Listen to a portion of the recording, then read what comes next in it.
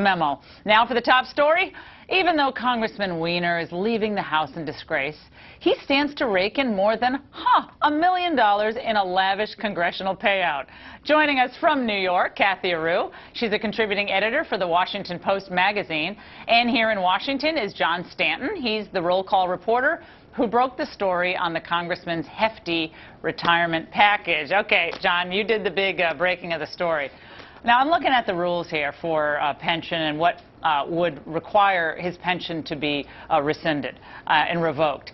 And as reprehensible as this behavior is there anything in the rules that prevents this? No, in fact, it seems that the rules make it impossible for him to even say he can't take it if he wanted to not. But they basically have to take all the money that they're going to give them, either at 56 or at 62. Now, how does this pay out? So the regular people listening to this across the country, a lot of people have seen their pensions go down the tubes. So they're worried that their pensions are going to be gone.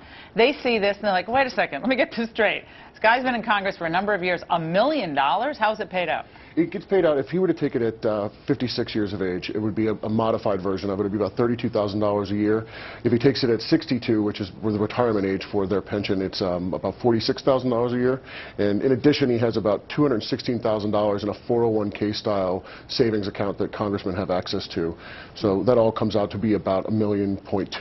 Over the rest of his life. Now, Kathy, I know what people are thinking across the country. They're thinking, okay, I'm scrambling in my life to keep above water, right? My house is worth less than it was when I bought it. We're not going on vacations, and yet these politicians seem to live this lifestyle that is so far beyond anything most people imagine. And even if it's technically okay, I mean, it's allowed by the rules, it just doesn't seem right to people.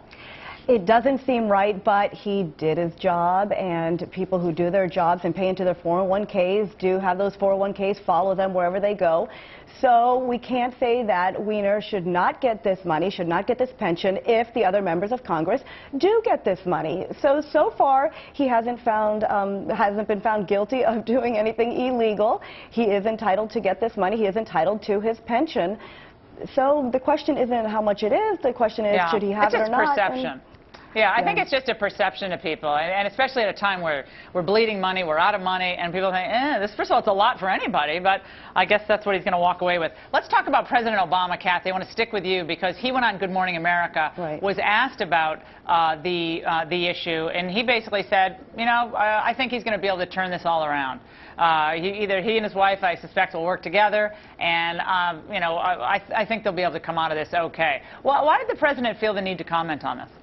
Well, I think the president does know that the attention spans are shorter now, and that the forgive and forget policy of the American people is shorter than it ever was. So we will forgive and we will forget Weiner, and I think he knows that. Look at Spitzer now hosting a show, so he does know that we may forgive him, and he does live in Washington, D.C., where Mayor Barry was found guilty, went to jail, came back. Oh, that's the standard? Wait, Kathy.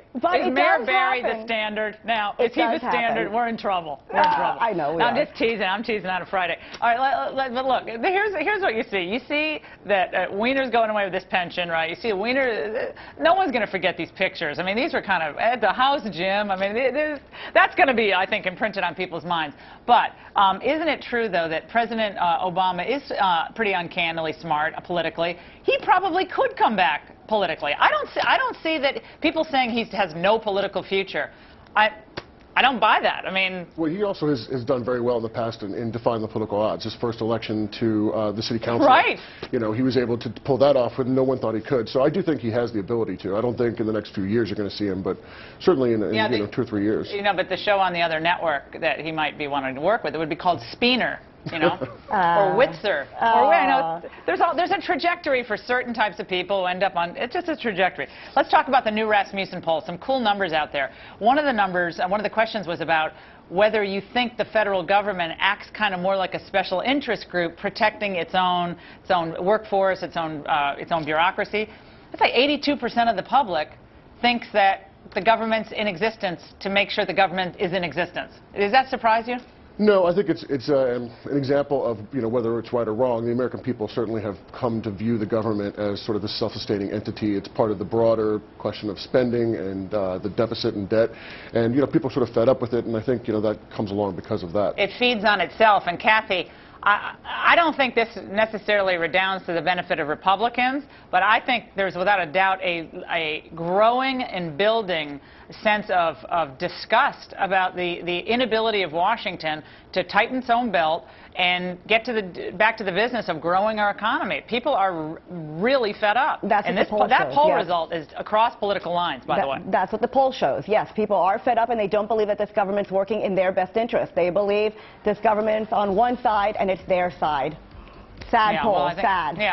Yeah, well, I think that, we'll see how it plays out politically, but in my mind, none of this is good for the people of Congress right now, but I think, the president's the guy in charge, so can't keep calling it the Bush economy. John and Kathy, great to see you both. Thanks for joining us. And we want you to vote.